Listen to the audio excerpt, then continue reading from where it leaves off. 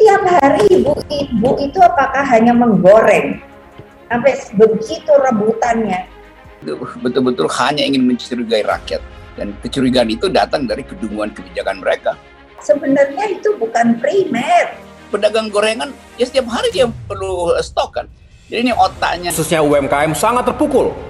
Karena itu dampingi rakyat. Loh, ibu-ibu kok sekarang gemuk-gemuk ya? Tapi persoalannya gemuknya ini gemuk sehat apa enggak loh? Dia panik sendiri, lalu dia cari bau busuknya di mana tuh. Jangan cari bau busuk di kamar mak-mak tuh, bau busuk ada di kamar istana. Di masa pandemi juga terjadi anomali.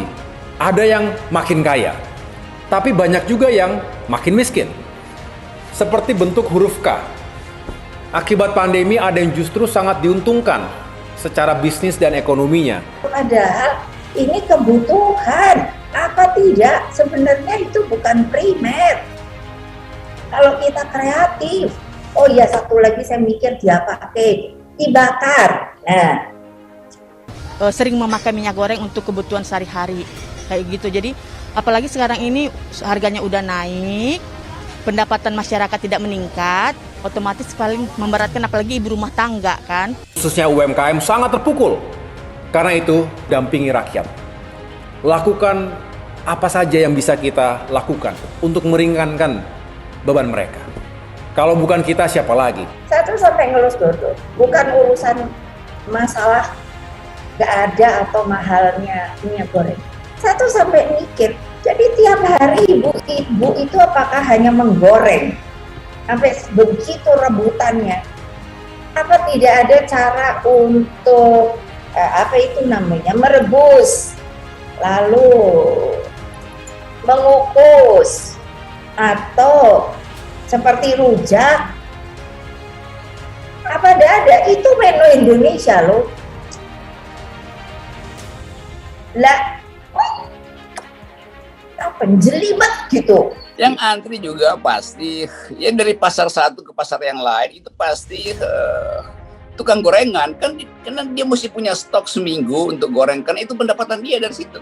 Jadi pagi dia antri di pasar A, besok dia antri di pasar B, sorenya mungkin dia masih antri. Dia antri untuk kebutuhan dasar dia. Kalau mama ya menggoreng mungkin sayur doang atau tumis-tumis kecil. Kalau pedagang gorengan ya setiap hari dia perlu stok kan.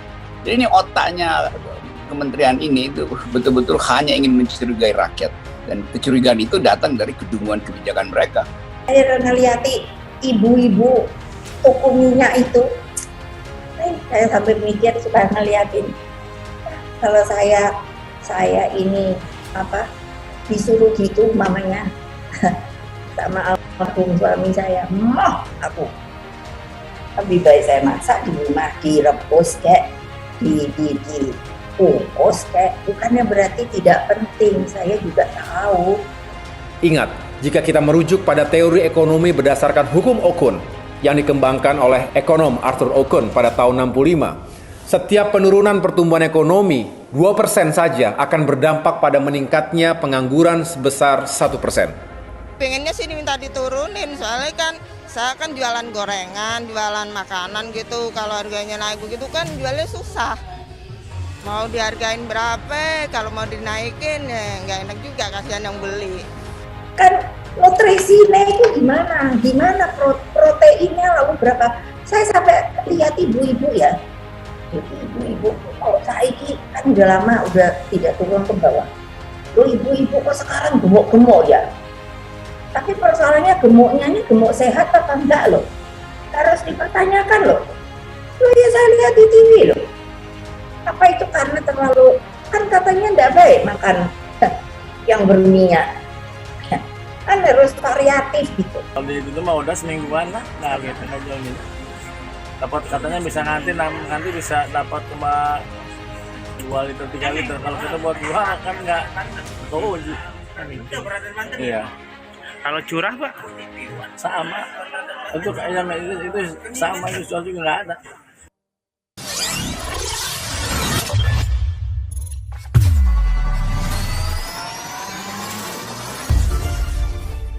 Polemik dari minyak goreng di Indonesia terus berlanjut.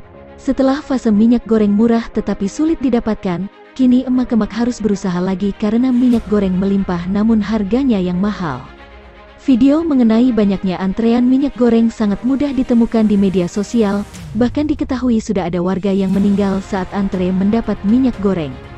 Tentu hal ini direspons oleh berbagai pihak dan pasti diantaranya adalah para politisi. Mega mengaku miris dan prihatin dengan antrean yang sering kali terjadi desak-desakan antara emak-emak.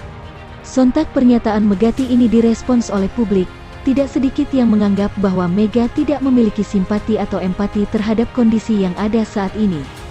Terkait heboh pernyataan Mega ini, Rocky Gerung ikut merespons dengan memberikan pandangannya. Megawati lupa ada aspek atau sisi lain. Sisi tersebut adalah adanya pedagang-pedagang yang tentu masih sangat membutuhkan minyak goreng. Tapi Bu Mega lupa bahwa ada sisi lain, yaitu mereka yang berdagang gorengan, kan itu yang paling praktis. Masyarakat kita masih suka gorengan. Itu dua hal yang luput dari wisdom Bu Mega, ujar Rocky. Uniknya adalah Rocky juga menyinggung bahwa sosok Megawati akan kesulitan sendiri apabila minyak goreng sulit didapatkan. Hal ini karena menurut Rocky, Mega akan sulit membuat nasi goreng saat menjamu tamu-tamu penting seperti yang dia contohkan adalah sosok Jokowi dan Prabowo. Apalagi Bu Mega nanti kalau nggak pakai minyak goreng, Bu Mega nggak bisa bikinin nasi goreng buat Pak Prabowo dan Pak Jokowi, masa nasi gorengnya direbus?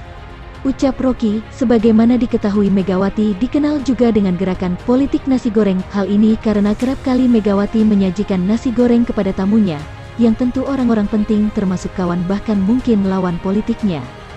Pakar politik dari Universitas Al-Azhar, Ujang Komarudin menganggap Megawati tidak peka masalah sosial masyarakat. Saran Megawati untuk menggunakan metode memasak yang lain dianggap tak solutif. Saran itu dianggap tak menyentuh akar permasalahan dari langka dan mahalnya komoditas minyak goreng. Menurut Ujang, ketimbang meminta rakyat merebus makanan, Megawati lebih baik meminta Presiden Joko Widodo dan Ketua DPR Puan Maharani untuk mengamankan pasokan minyak goreng. Kelihatannya kepekaan elit terhadap penderitaan rakyat mulai terkikis, mulai luntur dan hilang, kata Ujang. Menurut Direktur Eksekutif Parameter Politik Indonesia, Adi Prayitno, sebaiknya Megawati menahan diri untuk tak berkomentar soal antrean masyarakat membeli minyak goreng. Sebab, kata Adi, masyarakat saat ini sedang sensitif efek kerumitan hidup. Komentar yang dilontarkan Megawati justru akan melukai perasaan publik. Rakyat sudah terimpit, tapi tak ada simpati apapun. Sekalipun rakyat tak dibantu, setidaknya elit-elit negara menahan komentar yang bisa melukai perasaan publik, kata Adi. Ketua Komite 3 DPD RI, Silviana Murni berpandangan sebaliknya dari pengamat politik. Silviana sependapat dengan Megawati, itu memang betul, perlu adanya pengolahan makanan dibakar, dikukus, tetapi minyak tetap perlu. Walaupun untuk beberapa hal, kita harus melakukan efisiensi dalam penggunaan minyak, kata Silviana. Selain mengatasi kelangkaan dan harga melambung,